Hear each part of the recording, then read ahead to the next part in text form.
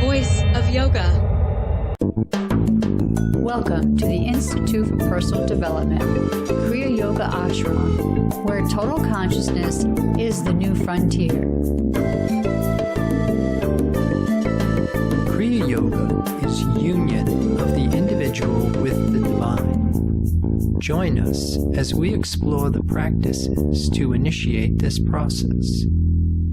Good morning. Welcome to the Voice of Yoga. Let's talk consciousness. I am your hostess, Lisa Winton, and with me is Kenny Toy, also known as Swami Jayananda, founder of the Institute for Personal Development, located here in Hampton, New Hampshire.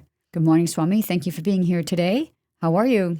Good morning. I'm doing pretty good today. How about you? I'm doing great today, too. Thanks for asking. And we'd like to thank you all for tuning in. Today in the Voice of Yoga, we will talk about the principle and rule of divine science and how to live under the government of absolute harmony.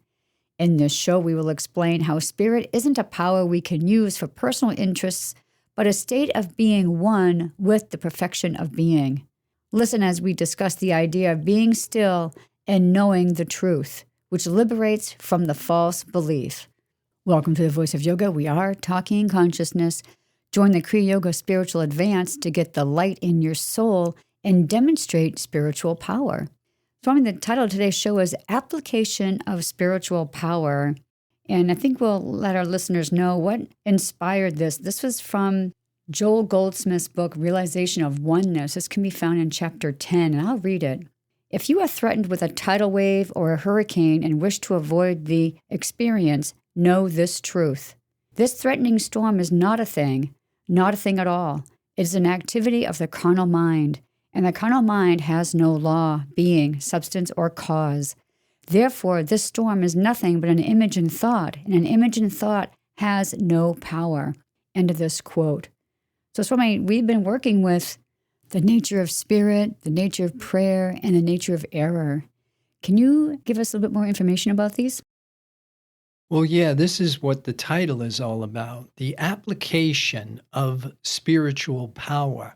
It's one thing to make these statements, God is all is good, but until we are demonstrating divine law with scientific certainty, we're still under the power of karmic law. And so these non-existent powers that seem to do harm are affecting us simply because we do not understand the divine principle. To begin, let's establish the nature of spiritual power as the power of one without opposite. Spirit is whole and complete. It rests in perfect divine unity everywhere, always. It's very important to understand spirit cannot be divided. There's no such thing as being a little bit spiritual. The nature of spirit gives humanity a principle, which can be recognized as all the good, beautiful, and true attributes appearing in the corporeal sense testimony. To apply this principle, the rule we use is like attracts like. This would be the nature of prayer. Prayer is not asking God to do us favors. Prayer is the realization of this one perfect divine being. I like what Mary Baker Eddy told humanity when she wrote in Miscellany, page 242, line 2, and I'll read it. You can never demonstrate spirituality until you declare yourself to be immortal and understand that you are so. Christian science is absolute. It is neither behind the point of perfection nor advancing toward it. It is at this point and must be practiced therefrom. Unless you fully perceive that you are the child of God, hence perfect, you have no principle to demonstrate and no rule for its demonstration. By this, I do not mean that mortals are the children of God. Far from it. In practicing Christian Science, you must state its principle correctly, or you forfeit your ability to demonstrate it. End of quote. All right, so now we're starting to see what exactly is this nature of prayer? What does it look like when I am one with the divine creative principle? And that brings us back to what we call the physics of spirituality. Like attracts like. And to complete the circuit, we must understand the nature of error, which is nothing. The entire mental material world of energy is a reflection, an appearance, a thought about what is really here. It's a hypnotic state driven by the belief in two powers. It is a belief. It is not a something. The law of karma is driven by this belief in two powers. To apply the principle of spiritual power, we must understand ourselves to be one. In Mary Baker quote you just read, you talked about the principle and a rule, principle to demonstrate and no rule for its demonstration. Can you tell us the difference between the two words? Yeah, say, for example, the principles of mathematics. Mathematics runs on these different laws that give it application. But for me to make this statement, the principles of mathematics are perfect, therefore my checking account is perfect, may not necessarily be true. The rule is how we apply the principle to this external experience. This idea of the coincidence between the human and the divine. Without understanding the principle and the rule, because the principles of mathematics just sit there. They don't change, they're perfect, but it's not until we apply them to the mental material illusion do we start to see the operations of that. And the same is true with this idea of applying spiritual power. That's why healing becomes such an important factor in this revealing the divine creation. We can say God is perfect, God is everywhere and in everything, but without evidence, without this coincidence between the human and the divine, it's really useless. You get exactly what you are conscious of. And if we continue to believe in two powers, if we continue to react to the testimony of the corporeal senses, then we violate the spiritual law, which is the only universal principle that has self-existent power. But remember, we must be conscious of it in order to activate it in our experience. Swami, let's talk about weather, for example. We just had some snow the other evening, and is there such a thing as good weather and bad weather? Or how should we understand the principle and the rule regarding something like weather? Yeah, I really like the way Joel Goldsmith addresses this in his book, The Art of Spiritual Healing. Now, of course, we don't interfere with the divine law. We are going to need weather. This coincidence between the human and the divine, the thing that we have to understand about the divine principle, it is absolute goodness. It is absolute harmony. It doesn't mean that it will never rain. It doesn't mean that it will always rain. It creates this harmonious balance that supports life. Now, in order to avoid falling into the trap of orthodox religion and pantheism, that God is all, what we do is we tell the truth about the truth, then we tell the truth about the lie. The mental material world of energy is never the divine creation. But like we said, all the good, beautiful, and true attributes belong to the divine. What we are really looking for is, what am I conscious of? Consciousness is experience. Now, we're going to have weather, but what is not showing the divine quality would be destructive weather. You cannot have destruction in the appearance. And if there is destruction in the appearance, we can't really fix it by trying to fix the weather, but we can affect it by changing what we are conscious of. To be conscious of the divine creation and to be a faithful witness to that creates the opportunity where the divine principle can now express itself through your consciousness. If we are not conscious of it, if we do not understand how it works, then we remain under the government of karmic law. Karmic law is material law. What we put out is what we get back. For every action, there is an equal and an opposite reaction.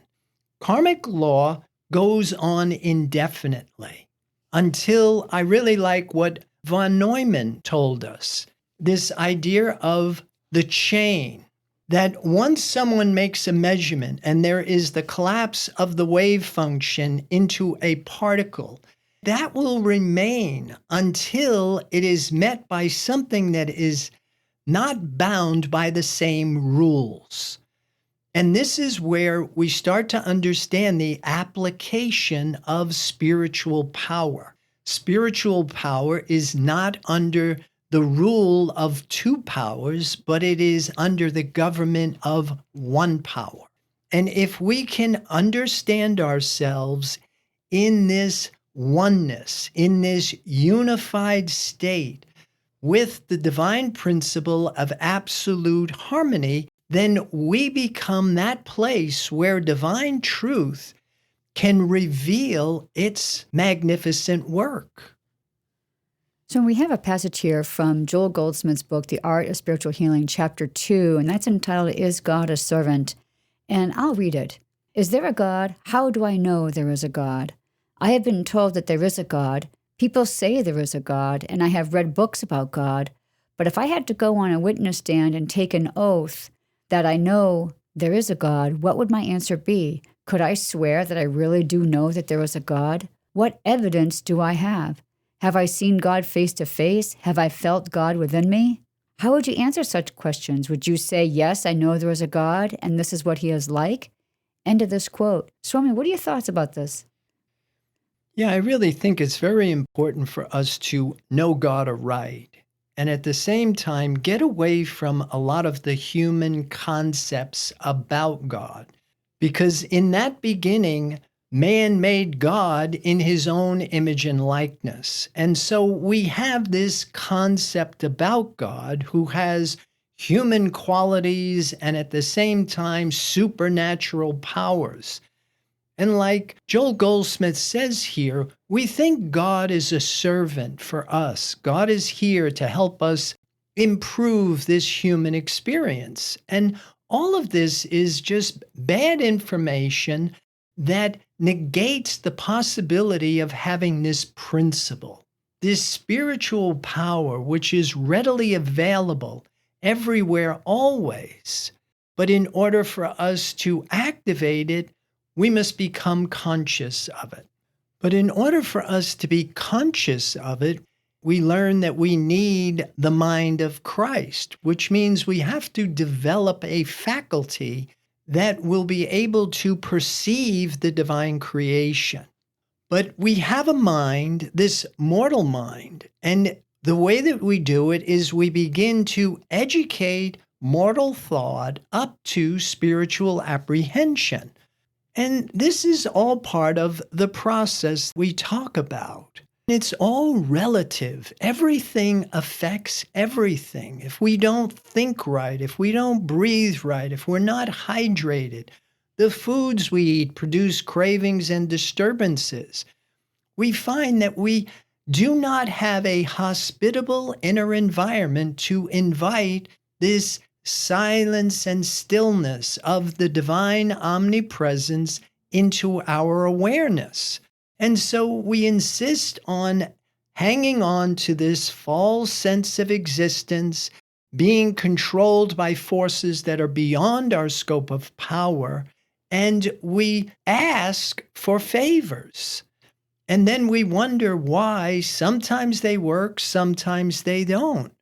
Well, sometimes they work simply because of karmic merit. Sometimes they work because we change our thoughts and we emit the thought with belief. But what we're doing is we're changing finite bad to finite good. And we can do this indefinitely, but that's not what the application of spiritual power is all about. It is really liberation from the belief in a finite mortal sense of existence. It's about walking in the kingdom of heaven on earth. We're going to pause right here to hear a word from our sponsor. Listeners, we'll be back with you in just a few moments. Kriya Yoga Theory 2 is a unique and revolutionary practice and forum designed to facilitate the growth process in human development. Apotheosis is a real experience and has an evidence procedure. You cannot lead someone to permanent change by doing for them what they must do themselves. Personal accountability and responsibility are the foundation of Kriya Yoga Theory 2. You must be engaged and devoted. Prana power brings virtue to overcome fear, wisdom to overcome ignorance, purpose to overcome selfishness, enthusiasm to overcome laziness. Kriya Yoga is a path of action, knowledge, and devotion. These sessions are a celestial positioning system to guide the individual into union with the divine. For more information or to sign up for your next session online, go to www.ipdtransform.com. Namaste. Welcome back. For those who are just joining us, you're listening to The Voice of Yoga, and we are talking consciousness. So I'd like to get back to the passage from Joel Goldsmith from The Art of Spiritual Healing, and I'll read it. How would you describe God? Can he be described? He is not like what most men think him to be. He is nothing like anything you can imagine or anything you can think, because any idea of God that you entertain with your mind must be finite. Any idea of God you have created within yourself or learned from someone else. Stop and think for a moment where your ideas of God have come from. Who gave them to you? Is it not true that you yourself either made up your ideas or concept of God, or you read something and accepted some version of what someone else believed, or you've been taught from infancy to accept someone else's concept of God? Are your ideas of God man-made, or are they the result of inner experience? Swami, what do you think he means by that last statement? Yeah, this idea to know God aright, to know God at all. Like we said, in order to know God, we must have the mind of Christ. Now, until we have this birth of Christ in consciousness, however, we can work with these mental concepts about God. The more accurate they are, the better it will be for us to assimilate the divine principle. But initially, we will start with a belief in the divine creation, because belief is the level playing field. We believe we're a finite mortal being. We believe we have a human will and a mind of our own. This is all belief. But remember, your belief in the divine principle, and again, provided you know God aright. In order to find God, we must go where God is. God is not found in this world. Spirit is changeless, it's perfect, it's whole. The language of spirit is silence. The activity of spirit is stillness. So we turn within. We stop the insanity. We know we can't bring forth this divine image with the mind we're using to get us through this lifetime. But what we have learned in Kriya Yoga is we can control how we think, and we also learn that we can make shifts in consciousness. We can rise above the testimony of the corporeal senses. We can make the mind aware for this divine activity. And in that silence and stillness, we watch, we wait, we listen, and we let divine truth reveal itself to us from within. And when that divine truth illuminates your thought, then you will know God. But you will no longer be thinking about God. You will have activated your spiritual sense. So, I really like what Joel Goldsmith says next in this passage. I'll read it. To Jesus, who had realized his complete oneness with God, God meant Father, the Father within. However, for us to think of God as Father is immediately to think in terms of some particular concept of a father. Each of us has a different concept of father, the result of his own experience. In this modern age, children often consider their parents as some kind of a servant born to do their will, and many adults have simply incorporated this concept of parents as servants into their concept of God and have made a God for themselves in the image and likeness of these childhood concepts. They think of God as a superhuman being just waiting for the privilege of granting them favors, of some kind of a God whose favor can be secured in one way or another, and that if the right combination of words can be learned, a person can even get God's favor to the extent of persuading God to do healing work for him. There is no such God. You do not need God's favor any more than you need man's favor. All of God's favor you will ever need, you already have. End of this quote. Swami, your thoughts here. Yeah, this is exactly what we said earlier. What we're working with is the mind that can't bring forth the divine image, and we're working with human concepts, theories, and beliefs. And none of this is spiritual.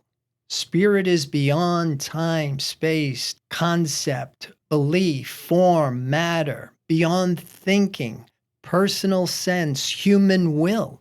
Spirit is absolute, it's whole.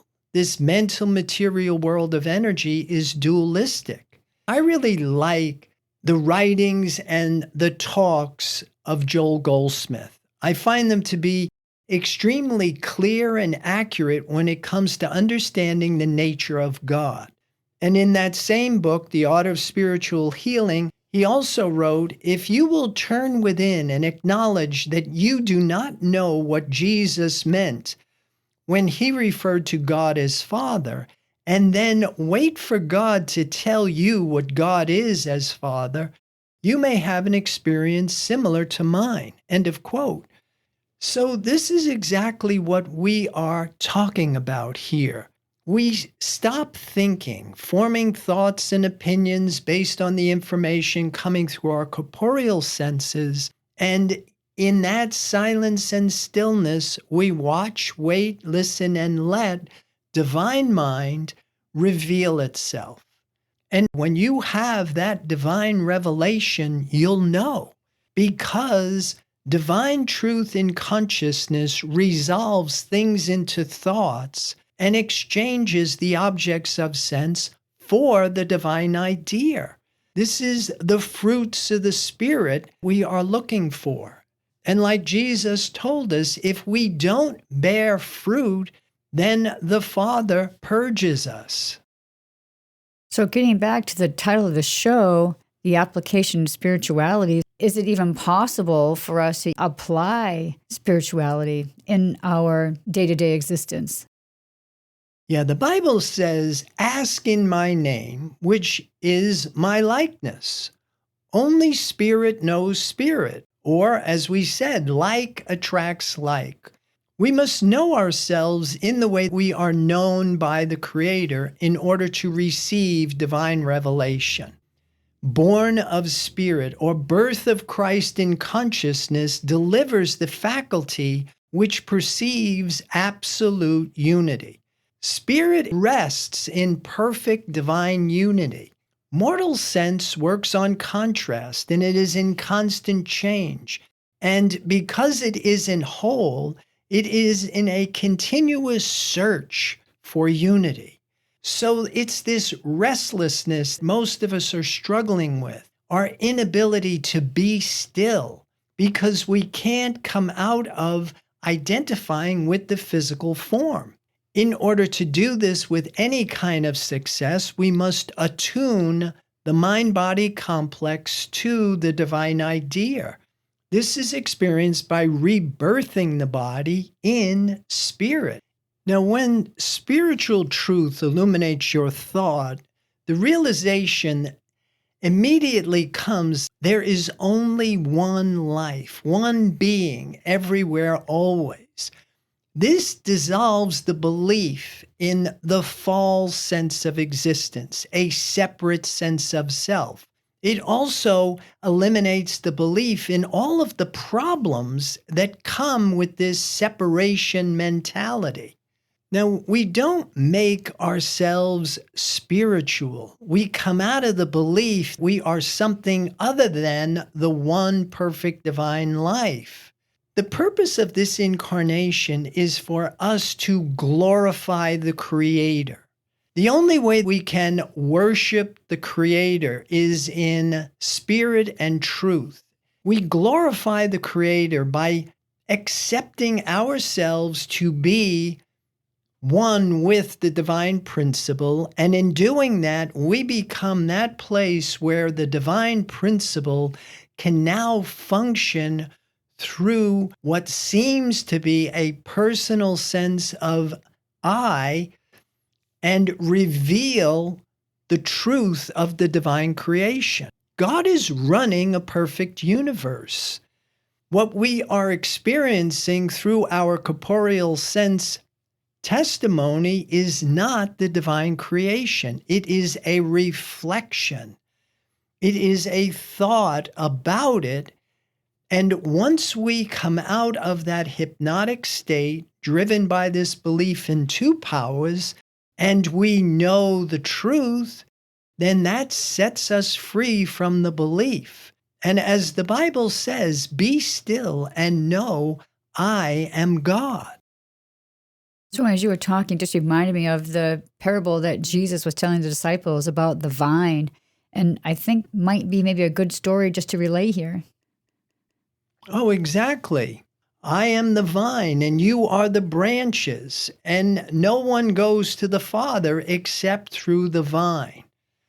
It's all symbolism, and we have to really start to, again, build the mental landscape that will support the divine principle. Without having your path of knowledge, and then, of course, your path of action, there comes a time when talking about this just doesn't go far enough. And we need to start to apply the principle to everyday circumstances and situations.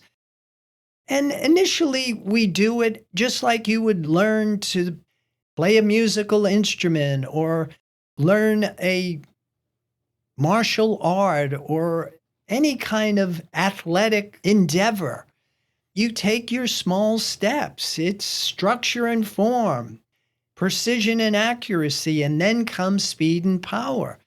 The same is true with a metaphysical, mystical system. But if you're not applying it, if you're not trusting your concepts and testing them, your idea of what is God, what is prayer, what is the nature of error, this is all part of what in Kriya Yoga we call divide and conquer before we unite and stand. Or in the Bible, separating the wheat from the tares.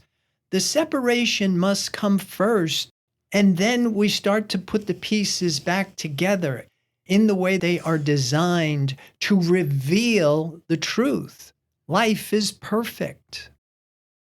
Swami, once again, some great insights for us to ponder. Thank you so much. That completes our show for today. Listeners, be sure to visit the website, www.ipdtransform.com. On any of the pages, as you scroll down, you'll see buttons there that you could press to further your understanding. Swami, any final thoughts about today's program? Well, I would like to encourage people to join the Kriya Yoga Spiritual Advance to get the light in your soul and demonstrate spiritual power. Namaste. Thank you for listening to the program, The Voice of Yoga. This is Lisa Winton along with Swami Jayananda signing off. Have a wonderful Kriya Yoga realization. Namaste.